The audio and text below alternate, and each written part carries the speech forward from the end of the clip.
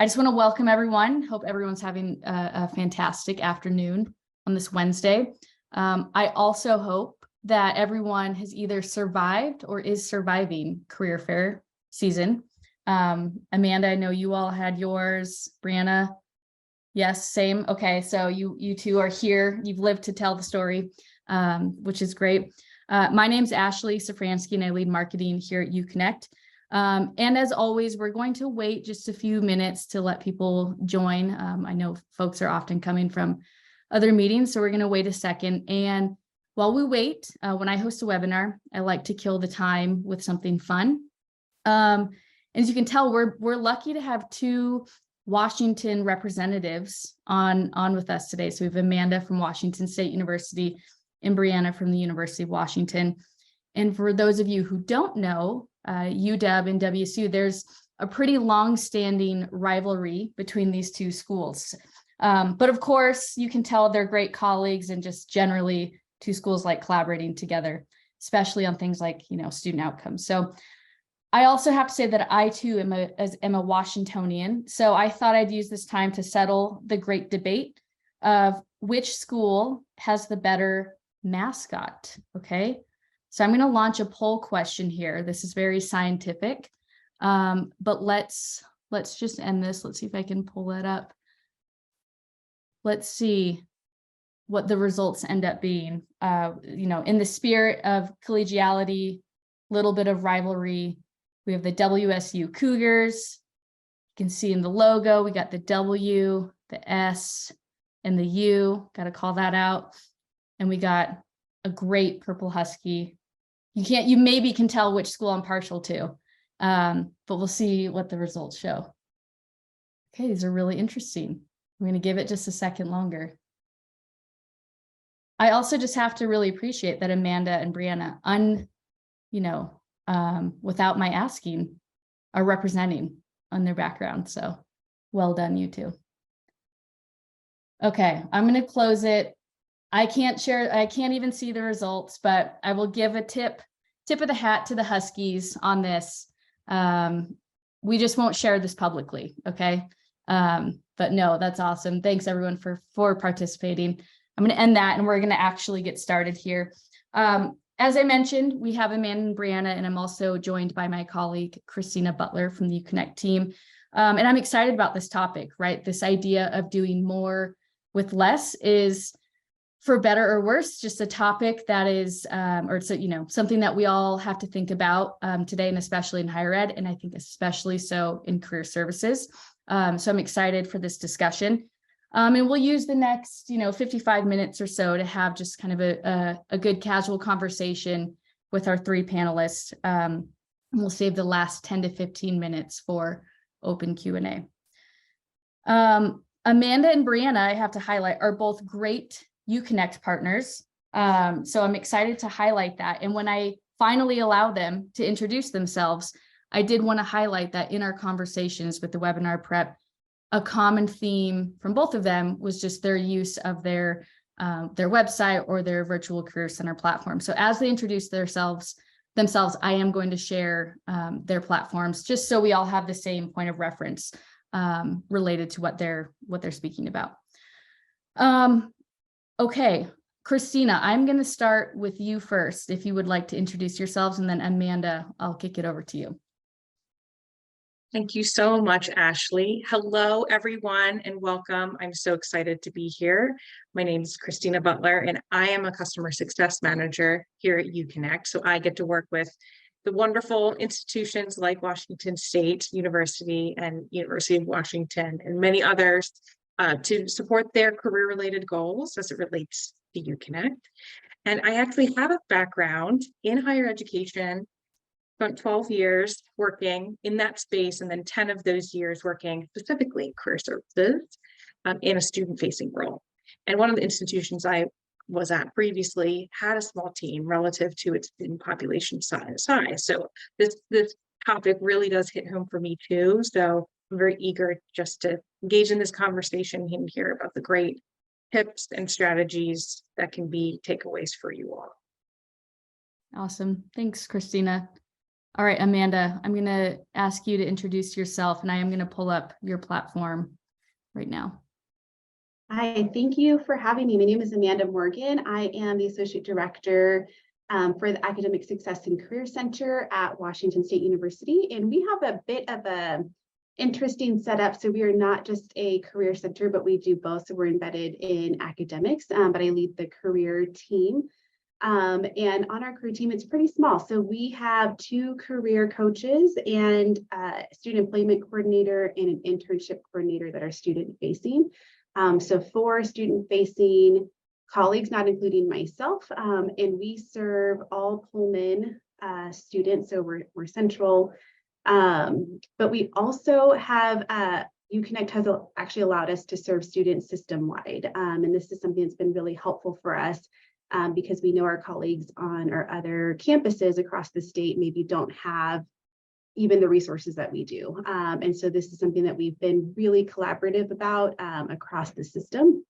So system-wide, Washington State University has about 30,000 students, and about 20,000 of those are on the Pullman campus. And so when we talk about small team, I mean, really, truly, for truly forward-facing professionals for a population of the size is a lot. So we really need to utilize our resources very diligently. And for us, using something like uConnect to really expand our reach was a top priority for us. Yeah, that's great. Amanda, is there anything else you'd add? You know, you all have been partners just for what, like 10, 11 months, so not even a full year. Can you elaborate on anything particular, like any particular problems that you were looking to, solve, or one thing that really stood out when you decided to partner? Yeah, great question. So our website, I'll just say, prior to uConnect, needed a lot of help. And so it was one of those places where it was an information dump, I'll just say it. So anytime anyone had new information, it got thrown on the website. We don't have the pleasure of having an internal web designer or web team. And so that really, we managed our own website. And because there wasn't a lot of structure to how we manage that website, it just became really daunting and overwhelming. So we knew before even going with uConnect that we would essentially have to start from scratch to build something that was actually much more usable and easy for students, and not just students, but any stakeholders to visit our site. And so that was a big priority for us. And we knew that in order for us to expand our reach, we needed the content to be accessible. And so that was huge for us. And we also know students don't necessarily want to engage with us between the traditional 8 and 5 timeframe. So that was another reason. We were just coming out of COVID. We knew that there was a bigger need and push for virtual and online services. So that was a big reason why we were seeking out just a way to better utilize our online presence. Yeah, absolutely. Thanks, Amanda. That was great. Okay, Briana, I'm going to kick it over to you. Thanks, Amanda. My name is Briana Randall, and I am in the centralized center of the University of Washington Seattle campus. So we are a pseudo hybrid campus. There are career centers in the other professional schools, MBA, law, things like that. And then there are some undergraduate facing centers as well, primarily business engineering and the information school. And then we serve all the other students. On our campus, there are about 45,000 students at all levels. And if you take away all the students that we don't serve, that would go to a different career center on our campus, the students that our center would serve is about 31,000. And we also do take appointments with graduates for up to 3 years post-graduation. So about 31,000 plus recent grads. We have a team of 12, and about half of them are student facing, and the other half are not, who work on, employer connections and mentorship and operations. So that's a little bit about us. And we first got uConnect in 2016, and I was on the team at the time, but I was not the director at the time.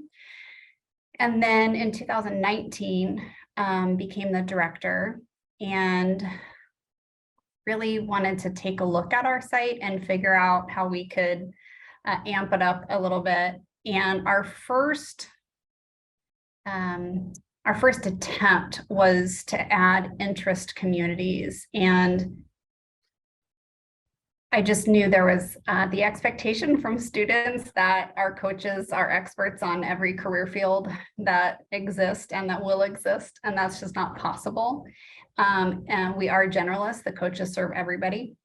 But having interest-specific pages was a way that we could point students to resources on fields that, you know, they were stating interest in. So that was our first attempt at kind of really leveling up our site. And then we did the identity pages, and then the pandemic hit. And we realized we also needed sort of all of our career planning resources a little more visible, and for different learning modalities and all the things that we might have given out at a workshop, we needed to have on our website. So it's been a 3-year journey kind of revamping our uConnect platform since 2019. Awesome. Well, both of your platforms look great, and love that you have all of your tools and resources integrated, you know, into one spot to fill it out. I stopped my screen share too quickly. I wanted to just quickly show, because I do think it's super important to highlight, as Amanda and Briana in particular is talking, what are they working towards, and how, like, some of these strategies, what are the outcomes of the work that they're doing. And I think we have 2 different stories, and I definitely don't want to be the one to narrate the stories for these 2, but I think, and I'll let these 2 chime in.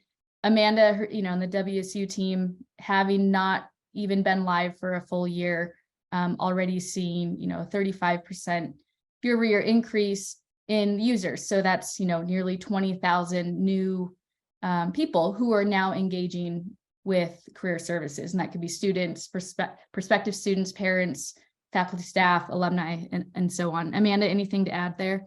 No, I think that just speaks to our ability to expand our reach, which has been a goal for us from the beginning. And like I said, you know, really being able to expand to different populations too, that we hadn't even really thought about when we were thinking about expanding our services. And so, you know, beyond just our other campuses, we've done a big push to also just spread awareness to faculty and staff across campus too, and the access that they have to better support students too. So because we have such a small team, we really need all hands on deck to help support students in their career journey. And this allows us to do that. So I think that's that big uptick. And for us, that's exciting and a trend that we'd like to see continue. Yeah. And I think, you know, on the other side of the coin, that's the University of Washington story, right? As you can see the benefit of compounding engagement. And Briana, I'll let you kind of speak to this briefly. Yeah, those are some numbers I ran for another presentation I gave, and the numbers actually went up because the 2022 stat on this website was from the beginning of December, and then it actually went up another 30 or 40,000 by the end of December. So our engagement has just been astounding as we've, you know, built different parts of our site. And, you know, we're constantly looking at it, what's being clicked on, what isn't being clicked on. Should we redo this flyout menu so that it's easier to see everything available? Should we reword something? And as we do some tweaks and build out new things, the usage just keeps going up, which is amazing. I will say one of the other benefits, kind of going off one of the things Amanda said, is, you know, we need all hands on deck. And as a small team, we need other campus partners to be involved in helping students figure out their lives beyond college. And we have our center has a great history of collaboration. My predecessor was wonderful at building relationships. And I think it's easier to get campus partner buy-in and support when you can show them a beautiful thing and you can show them a part of the website that specifically relates to their students. So instead of saying, you know, college XYZ, would you link to our website? It's, you know, college XYZ, we have this specific page of our site that we think would really interest your students. Would you be willing to link to it from this page on your website? And I think that makes a difference for campus partnerships and building the ecosystem, which wasn't as possible before. Yeah. No, I mean, I think you both really hit on this idea, something that we talk a lot about too, of building those relationships. I think there's a question that I have here about cross-campus collaboration, but going from the sole provider of career services and discussions and conversations to the facilitator of that. And I think obviously a website is a great way to do that. I want to ask Christina a question. Christina, you work with a lot of other institutions, and I'm just curious if maybe you can expand a little bit on what you're hearing from other schools and other leaders on this topic of doing more with less. Yes, I absolutely can, Ashley. So I think there are just so many impressive strategies and initiatives that career centers across the country are trying to implement. So one theme I have definitely seen is creating more self-guided, self-paced, self-service kind of offerings for different stakeholders, especially through using technology. So whether it be a chat bot to capture more student traffic and help any visitor to say your website just get some self-service instantaneous help 24/7. Maybe it's a guided form for students to indicate what are you looking for, how can we help you, here's a resource based on what you are looking for, and direct them where they need to go. Maybe it's a self-service photo booth, right, where students can take their own professional photos and be empowered by that, and improve their professional presence. And then I see a lot of schools creating self-guided or pre-recorded video content. They embed in career courses or even just a series of workshops and webinars, so that really it creates this whole career everywhere experience happening at their campuses, so that 24/7, 365, these students can get the help they need. And also not just students, right? Their employers, their alum, even just other stakeholders on campus. So that's definitely a theme I see. You also mentioned investing in relationships. That's huge. And I know it's constantly talked about, right? Who are the key stakeholders that career centers need to build relationships with? But I think Briana said something really important, that you don't want to create more work for them necessarily when you're asking them to partner. You want to complement what they're already doing. So I think that's really key, because I think most people on a college campus feel like there's already too much on their plate. But how can you just kind of weave together what you're already doing in different spaces just to support students better? And then I think just really identifying what are the most kind of impactful student touch points that a small team could capitalize on. So rather than investing all this time and trying to, add more appointment slots on your calendars to meet with every individual student, instead focusing on let's embed ourselves into like first year experience orientation program, or senior related activities around like FDS or preparing for post-graduation outcomes, or getting into classrooms and classes that they know all students have to take, and presenting career related information to them, even capitalizing on student leaders too, right? And the trainings that they have in professional development to kind of get the word out about career development and support. So those are definitely some primary themes I'm seeing, but there's so many more. And I think what is so overwhelming about all of those great ideas is you can't do them all, especially as a small team, as I know Amanda and Briana know.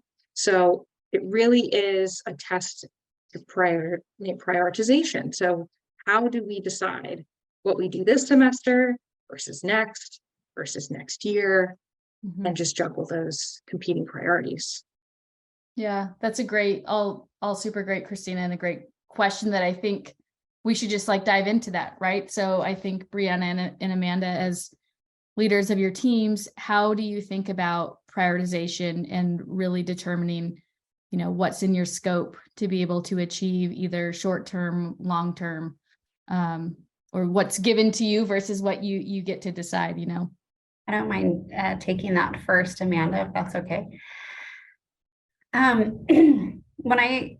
A couple of years ago, as a result of all the webinars that were offered, especially early in the pandemic, really took a look at our campus landscape, the other career centers happening, what our student needs were, and we came up with what we call core drivers. And one of them is ecosystem. So really core to our work is trying to build more partnerships, get career information out there, different places, getting staff and faculty, which is a little more challenging for us, to be sharing, career information. So ecosystem is definitely one. Equity is another one. So how do we provide equitable access to career information, for the students who can't come to an in-person webinar at 2:30 in the afternoon or whatever it might be. And also, as a result of that, how can we help dismantle some of the inequities in, career outcomes? And I would also include with equity the students specifically who don't have career people in their colleges or departments, right? We want to help those kinds of students as well. So we work a lot with arts and sciences students. And then a third E is experience. So if people ask me, what is most important to you? What usually comes out of my mouth is I really want to help students build the skills, experiences, and relationships that are going to help them be successful after college, right? So how can we provide a wider variety of ways to get experience and skills and extensive job shadows or case competitions, all those things. And then I would add a fourth E really quickly as I've been pondering this, like, our students supposedly don't like the word exploration, but how can we get them to think more expansively about themselves and their options, right? And for all of those, our digital presence is super important, right? Like I mentioned, our campus partners can see that we're investing in the work that we do and trying to make things accessible and having tailored resources.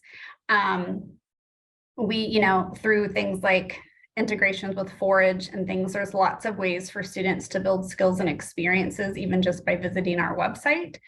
And then of course, we have a Find Purpose page, which really gets at the expansive self views and exploration. And that has been helpful, that particular page, because we'd always had a good partnership with first year programs. And they'd always let us speak at advising and orientation in the summer, and they've been great. But we didn't have a lot to show them that they should show incoming students, right? We're like, well, here's a resume resource, or here's the dates of our career fairs, but like 18-year-olds typically don't care so much about those. So now we have a Find Purpose page with some really great resources, which makes partnering with incoming students and the units that serve those easier. So our website has been helpful with all of our core drivers, which is why I sink a lot of time into the website, because it's important to all of the work that we do. Yeah, I think, Briana hit on a lot of priorities that we probably all face. So there's not a lot to add there, because I think Briana, you did a great job. And for us, I think the one thing that I really want to expand on that you haven't is we just need to get our message out to students, because oftentimes when they make it to our office, when we show them things like the website and show them all the tools that are there so they can continue cultivating their skill set beyond meeting with us, they are always, it seems like, amazed at the resources there. And they're like, how come I didn't know about this? Or, I know we've probably all run into this where we have a student coming in March or April and looking for an internship that summer, right? When for them, it probably would have been better had they started that internship process months ago. And oftentimes we hear from students like, I just didn't know. I didn't know the timeline. No one tells us this. How are we supposed to know? And so for us, it's building up that communication pipeline to hopefully engage students where they're at any given time. And so that has been a big priority for us. And part of the reason why we rely heavily on providing information to all of our campus partners too. Since we are a central resource, we also see part of our role as not just providing information and services to students. We know that there's no way that we could do that on our own, but being able to provide that insight and guidance and information to our colleagues across campus, right? So we have a lot of different student services across campus, and we want those partners to have access to information that will help them, because they are typically generalists, right? And so they don't have the time or energy to go and research whatever they need to research to be able to help a student on the spot when they come to them. And so for us, it's really important to be able to have the access to grab that information when they need it, and in turn, provide that to their students, and hopefully students then land on our site and continue to engage that way. So I would say those are the big things for our office. Yeah, all like so important and high level and critical. And I think you both highlighted again, like the emphasis on that digital presence is almost kind of the home base. You can always point people to this centralized spot, and you feel confident that they'll be able to get what they need. I think it'd be helpful to talk about, like, how has your work changed, or the work of your team? How has it changed? And Amanda, I know for you, it's been most recent, having just brought on uConnect 10 months ago. But maybe speaking to that a little bit. And there was a really related question in the chat that just popped in about, how do you see content curation as a primary job function on your teams? And Briana, I know you handle that in a really specific way too. But Amanda, let's start with you, and then we'll kick it over to Briana.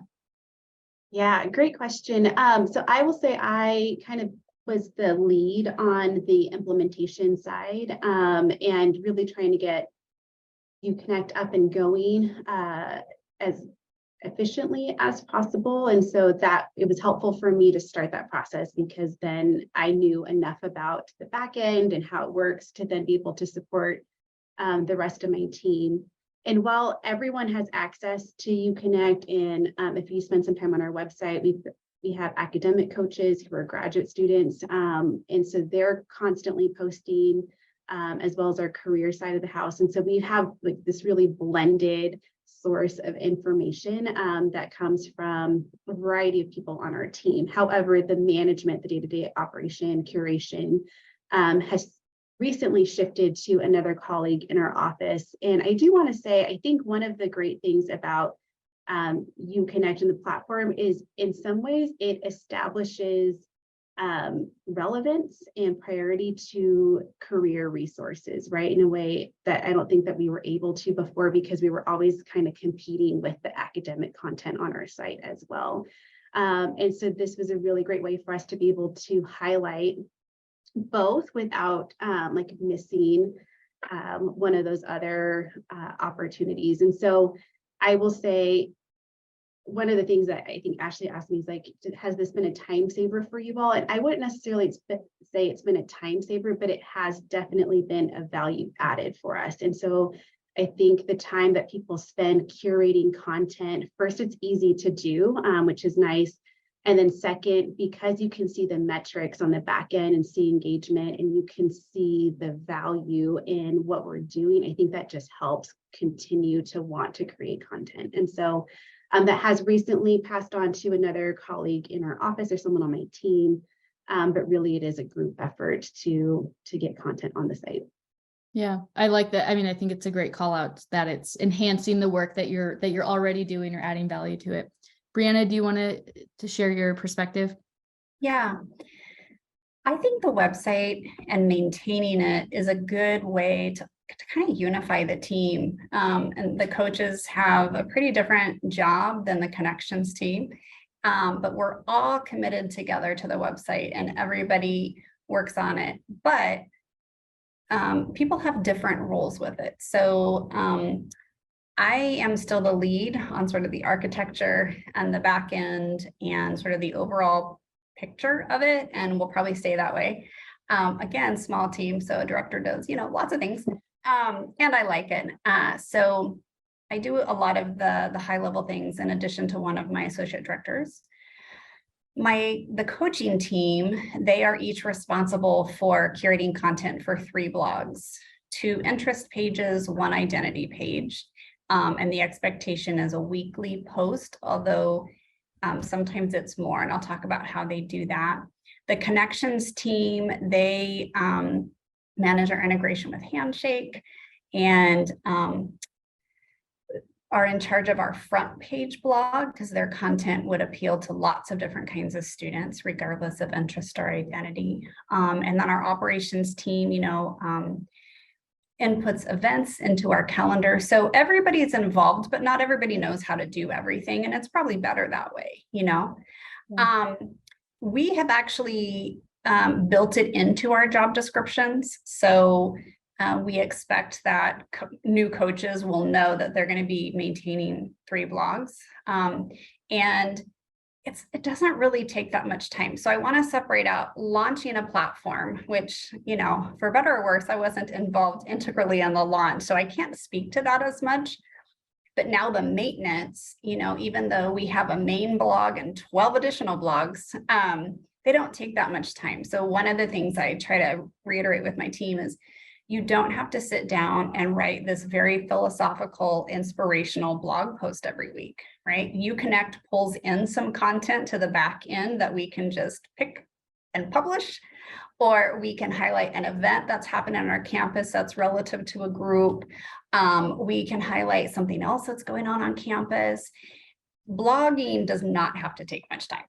My goal is that they need to be dynamic. I refuse to have a blog that hasn't been updated in 3 months. And so I would rather there be not super jazzy content, but current than like really amazing post every 3 months. So we encourage our coaches to build in 1 to 2 hours per week to become more experts on the pages they manage and to write blog posts. You can schedule them ahead of time. So if you have some downtime, you just write a few, schedule it out, and then you can have a break from writing blogs for a while. So I would say on our team, there was probably one person who wasn't as thrilled about this part of the job, right? And that person chose to move on. They would much rather do student-facing stuff sort of all day, every day, and I respect that about them, but we really needed people to do this other thing now. So somebody asked, how do you kind of move people to get on board with this if this is going to be part of the culture of an organization? I think sometimes it's really easy, sometimes it's a little more challenging, but I think if you can talk about the why, what purpose does having a digital presence that's really strong, what does it serve? What are going to be the potential benefits? And be realistic with them that really after the launch, day-to-day maintenance and keeping it dynamic does not take tons of time. Yeah. I think that's great. And I'm going to ask Christina to just expand on that a little bit. There was a great question in the chat about, is there prepackaged information on learning about specific majors and jobs, or does the Career Center have to make or curate it all? And I'm going to let Christina answer that. And then I want to talk about, because there's a lot of chatter about the how are you getting students? What are some successful strategies with actually driving students and engaging them with your website? So that will be the follow-up, but I'm going to kick it over to Christina right now. Thanks, Ashley. So Vicki, that was a great question you asked. And the answer is yes and no. So it kind of plays into what both Amanda and Briana shared about essentially how uConnect has become their resource hub. And really, it's not about creating more work for their teams. It's about just changing the workflow. So kind of to your question, if you're thinking about, okay, I want to target a specific group of students in a certain major and provide them with some career pathways they can explore and resources to be able to explore those pathways effectively. It's a matter of just like taking your current resources. Maybe you have vault guides, maybe you have a great mentoring platform with mentors you can connect them with. And it's about just kind of taking those resources you would already be sending to students individually, but directing them to a page that contains all of that. And then we do have some content libraries you can pull right from uConnect, which is great. Briana was talking about the blog library. So we partner with a pretty good amount of really great content providers in the career development space. You can just use their content and publish. We also partner with Forage and have some really great job simulation related experiences that you can feature. And it's a great way for students to build their skills in a particular industry area and essentially test drive if they want to pursue a career or not. So it's you have the autonomy to still create your own content and make it look the way you want and kind of give a certain message, but there is pre-populated content you can also leverage too. So it's like a nice mix. Awesome.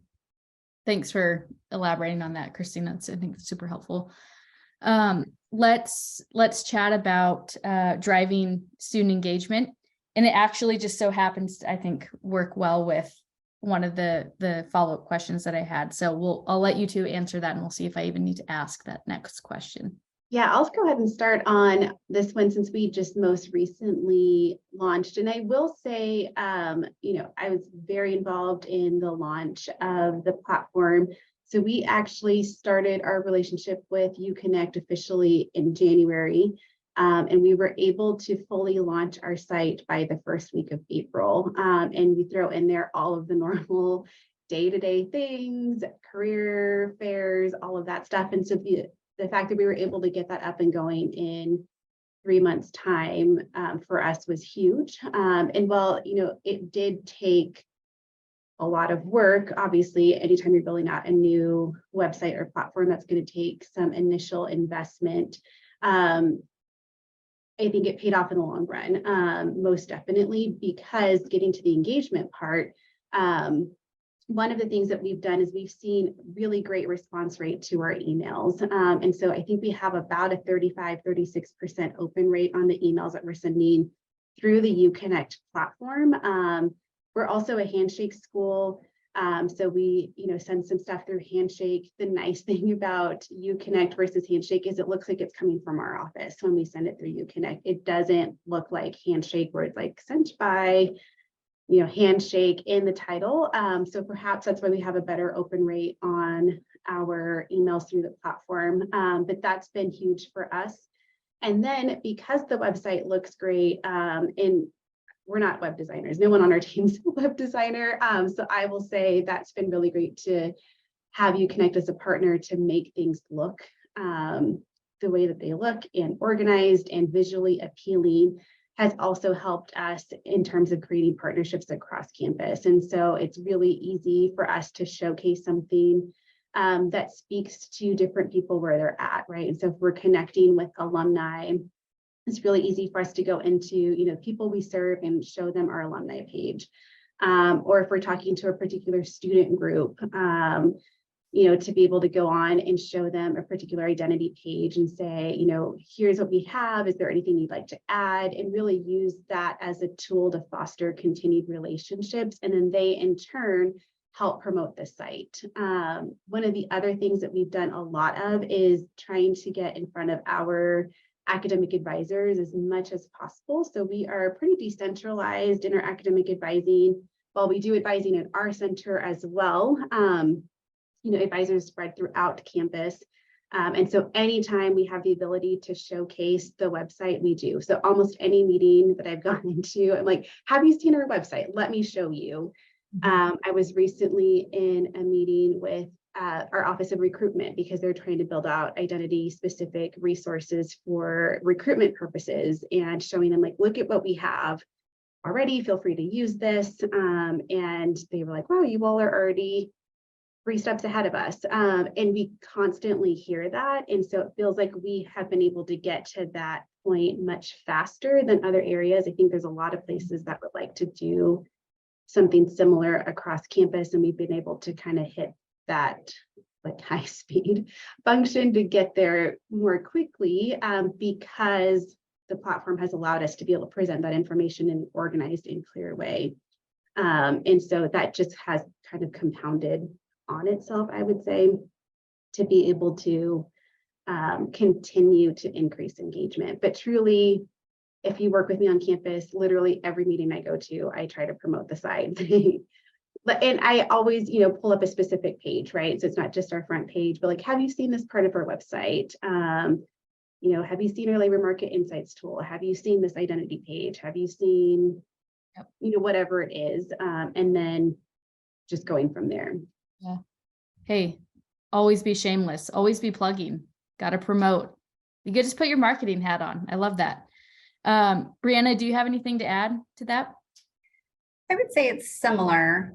We send a weekly newsletter to undergrads, and we don't send it through uConnect. Sometimes the email systems at UW are a little peculiar. So we send it through the campus sanctioned marketing tool.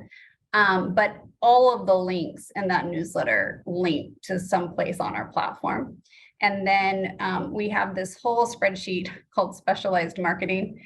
And so each week we put something in the newsletter that the EOP team sends their students, and we put something in the newsletter that the Division of Student Life VP sends to students.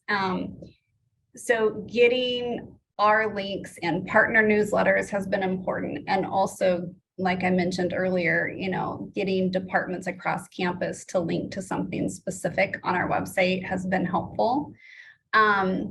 We do use the email tool that uConnect has for a couple specific things.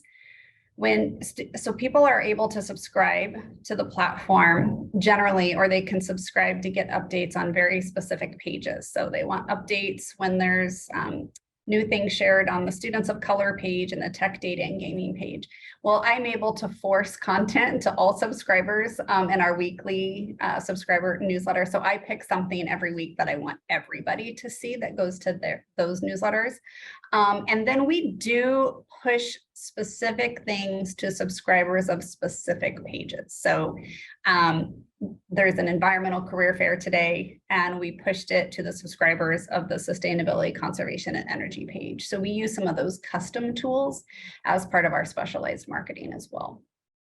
Yeah, I think the ability, or just, the focus on curation and, targeted communications, I think that leads to compounding engagement, open rates, when they get an email, oh, this was obviously meant for me. I see content that's meant for me.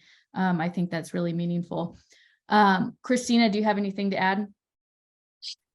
Yeah, Ashley, I was just reflecting on what both Amanda and Briana shared, and I think they're both providing really good examples of multiple strategies that complement one another for communication. So uConnect has the great automated alert feature that Briana was describing, so that students and any stakeholder can indicate, hey, this is the content I'd like to receive, and then receive an automated email that contains that content.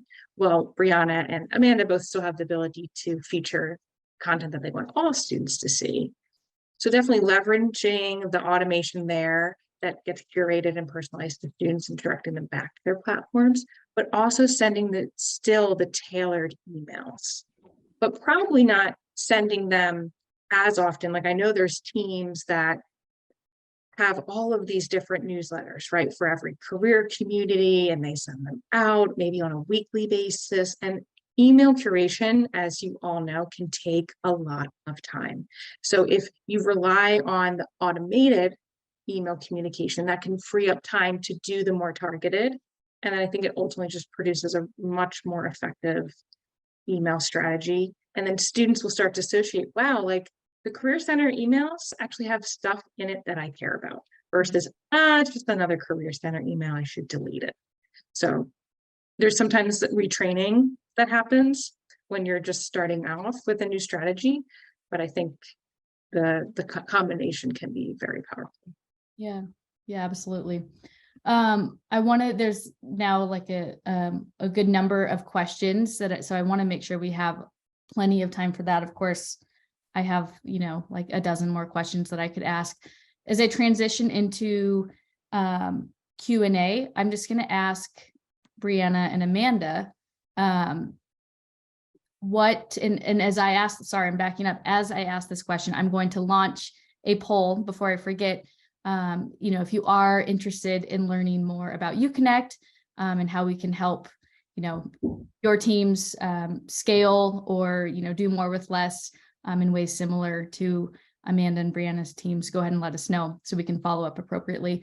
But Briana and Amanda, can you share briefly, as you think about the future and what could be, the dream state, what is your vision kind of moving forward? Well, I'm already unmuted, so I guess I should take that. This was hard for me to think about in some ways because I think our platform is pretty full. So we're actually kind of in a place of like, do we have too many resources? Trying to find that sweet spot of enough different interest and identity pages that feel representative, but not too many that we can't manage adequately. Are there too many widgets and resources? So I think us moving forward is fine tuning a bit.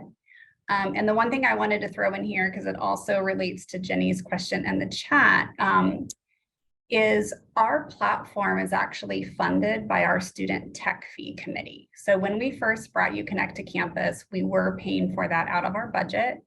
And then in 2021, I asked our student tech fee to pay for it. So a lot of schools tack on a fee to tuition and fees that goes into this tech pot of money that usually there's a lot of money in it. We have a student committee who decides who gets it. And I applied for 1 year of funding for our platform and then was able to expand to add some additional widgets on integrations and modules. And then I applied again in 2022 and again, sort of amped up our page at that point. I'm like, if somebody else is paying for it, why not? And then this year I'll be applying for perpetual funding, which means hopefully they would fund it and I wouldn't need to ask for money every year. Mm-hmm. So I'm not going to get money for staff, right? And I view our website more or less as a staff member. And so if I can't have more staff, I can have a website and I can probably get somebody else to pay for technology. So that's been part of our strategy, is to look for funding elsewhere that might be easier to get than funding for FT. Yeah. I think that's great. I'm glad you responded to that because I was going to ask you about that. I know you guys have gotten really creative in that way. Yeah, I will say for us, because we're still pretty new, and honestly, I had a conversation with Briana when we were first starting, and she had said to me, like, your site doesn't have to be everything right at the beginning, and it takes time to get it to where it is now. And I think that she did a great job at reestablishing that. And so for us, we're still in our building phase. And while I'm super proud of where we're at right now, and I guess going to share it with anyone and everyone who will listen to me talk about it, I know that there's still lots of work for us to do, which is part of the reason why I did hand it off to a colleague, because they just had more time on their plate to be able to dedicate, curating some of those pages out further. And so that has been a big shift, because like Briana said, in a director role, we wear so many hats, and I just didn't have the bandwidth to continue to plug in as much of that content. Although after this webinar, I feel like I learned something new, and I might be going back and reestablishing how we do some of our content creation with the rest of our team, and thinking about building it into our job descriptions and that sort of thing, as we move forward. So we still feel like, at least from our point of view, we are continuing to curate and build out those pages and ensure that they are where they need to be, to serve our stakeholders as best as possible. In regard to funding, on our campus, our student tech fee is a one-time thing. And so they are very forward with saying, you can come ask us for funding, but you cannot ask for perpetual funding. And so they'll help you start something, but they won't help you maintain it. And so we've tried to be a little bit more creative, and we are going to be starting what we're going to call a Kook Honored Partners program, which is where we're going to ask for some sponsorship and employer support. And some of that will go to help us with funding the uConnect platform. And to Briana's point, for us to establish uConnect was much cheaper and more cost effective than it was for us to hire someone. No doubt about that. And when you think about having a web designer on your team and the cost that it takes to have someone with that level of expertise, was just well beyond what we were able to even think about asking for. And so for us, it was much easier to ask for the funding to start with uConnect and figure out how we were going to maintain that in a cost-effective way than it is to ask for a person. And so that's been huge for us. And we kind of did the same approach, like using this platform is much, much, much more cost-effective than adding more staff, which right now, at least on our campus, there's no way that we'd be able to do that. And so this has been a value added for us in so many ways. And like I said, it's easy to use now that it's up and going. It's always been easy to use, but it's something that our staff, like I said, our graduate students are constantly posting. And so the navigation of it on the back end is easy enough that, we have control of the content and we can, prioritize what's going on the page at any given time. So it's been a huge win for us in that regard. Awesome. Thanks, you too. You both have talked a bit about, serving students with various backgrounds and needs and circumstances. Can you share a little bit about how you prioritize and address all students' needs? I think, it's obviously a big question. And there was another, I think, related question early in the chat about your identity pages. And if that is one way in which you would answer that question, I would be happy to share my screen and pull that up too. I don't mind jumping in on this one. And I would say this is one of the main ways that we've been able to create buy-in and support for career services is via our student identity pages. And being able to showcase specific pages has been huge for us in just showing students that I think before we could say like, diversity, equity, inclusion, and belonging is a huge tenet of what we do, but we're actually able to show them that this is what we do and we care about, their identities. And so we do have under people we serve, identities and affinities. So if you were to click on undocumented students or any of those really, it would show you content specific to that particular community. And so we are able to also link out to various campus partners here, which has been huge for us in creating that buy-in. And it also is that like, hey, if we link to you on our page, can you link back to us? That sort of thing. And our campus is really great about collaborating and feeling very open to give feedback. And so they have always been really great about, hey, can you add this? Or, I think you may be going in the wrong direction on this page. Like maybe you might want to pivot to something different. Mm-hmm. And so we've been able to really curate that content and create a lot of buy-in. And I think that then also helps show students that we are an open, inclusive, safe place for them to come should they have any questions about navigating their current experiences or what they're going to do post graduation. And so we are really proud to be able to showcase those affinity pages. I love that, Amanda, and I especially love the call out about how it's really helped you to establish or deepen cross-campus collaboration and partnerships. Briana, go ahead. Really quick. I'll also say in terms of serving all students, we took a different approach and we did not do our academic communities by college. And that's just because our academic communities, so just explore career paths, which are based in ONET capacities. And mostly because so many of our colleges or our majors or different academic interests span multiple colleges, and just to stay out of the mess that could be by having specific colleges represented, everything's represented. And we spend a lot of time working with students who are still exploring or still deciding on their major. And so this helps us be able to show them, some umbrella categories that might interest them as well. And so it kept us out of the politicking of, who's area was going to be featured in any particular way. Yeah, smart.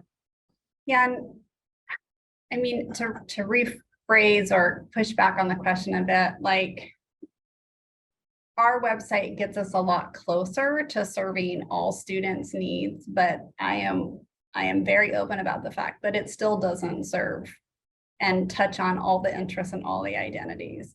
We have 8 of each. Those felt manageable both to build and to maintain. You know, in an ideal world, I might have a specific page for within students with disabilities for students, you know, with autism, or, you know, students of color is very broad, right? So in an ideal world, we would have even more specific interest and identity pages. And, you know, talking about prioritizing, we just didn't feel like we could do it justice to have any more than we have. So it's looking at, you know, like with interests, those are the interests that had been identified by in a survey of arts and sciences students, which is our primary group we serve. And so that's how we picked our interest areas, and a lot of debate among the team and then eventually consensus. But this gets us so much closer than we used to. And also because we have a huge student body and a small team, it's still not perfect. And I would like there to be more, but we also have to be mindful of what we can handle. And Ashley, I might just add to what both Briana and Amanda said. I think Amanda said it earlier about her team, you know, being generalists and not being no career center staff, right, can be the expert in all identities, all interest areas. So I think a really great feature of the platform is its ability to allow people to be contributors. So there's a guest portal feature. You can also set that up kind of internally among your colleagues, but leverage the people on campus, right? Who are those subject matter experts in their areas. And I've known other schools who've partnered with their DEI office and had them contribute blog content or faculty share, you know, research that they're doing that they can feature. So, you know, having them help you build out those spaces, because I know identity spaces in particular, as Briana, both Amanda know, can be challenging to maintain and make sure they are inclusive and truly representative of those groups. But I know partnering with others can be a helpful way to scale that. Yeah. We have 2 minutes left, and there was, you know, we'll definitely be able to send the recording out. A few people are asking about that. There was a question that came in through the Q&A that I want to toss over to Amanda and Briana about, you know, you have this uConnect platform. Amanda, you spoke briefly about kind of the onboarding experience. Can you both just expand on what is it like what's the ongoing support like? Is it you're just kind of, great, I have this website, now I can do whatever? Maybe you can share a little bit about that. Not to put you on the spot here. Oh, we both unmuted, so we both want to talk about the ongoing support. I'll just say the uConnect team is by far, oh wait, this is being recorded and posted somewhere. Well, I'll still say it. The uConnect team is by far my favorite vendor partner team. They're super responsive, super helpful, have great ideas, are able to share what other schools are doing, yet not feel like they're forcing me to do it how other schools do. They just have the expertise and the wide breadth of knowledge that I have found very helpful, and the personalities that are just super great to work with. I agree. I would say I feel like I'm actually listened to when like trying to work through something on the website, or I have this idea, how do we establish this? And luckily Christina's our rep and she's been fantastic to work with. I'll also just add the onboarding or implementation process was probably one of the best that I've ever been through. It was organized, it was clear what they needed from us, what they were going to take on. There was a page that I could go back and reference at any point in time, 24/7, just kind of how, you know, we have that resource for our students. I felt like I had that as we were going through the onboarding process, and I could go into, you know, our site and figure out what needed to be done at any given time. And so great experience from a customer's perspective. Oh, it's wonderful, like just awesome to hear. And I appreciate you two sharing that. We are now 1 minute over. And so those of you who've stuck around, I appreciate it. And Briana and Amanda and Christina, just thank you so much for taking the time, especially you two, Amanda and Briana, for it was lunchtime, 12 to 1 here on the Pacific time zone. So hopefully you can still manage to go find a bite to eat before your next meeting. But truly, thank you. You guys are awesome, and hope everyone has a wonderful rest of the week. Thank you. Go Huskies. Go Cougs. Bye. Thank you.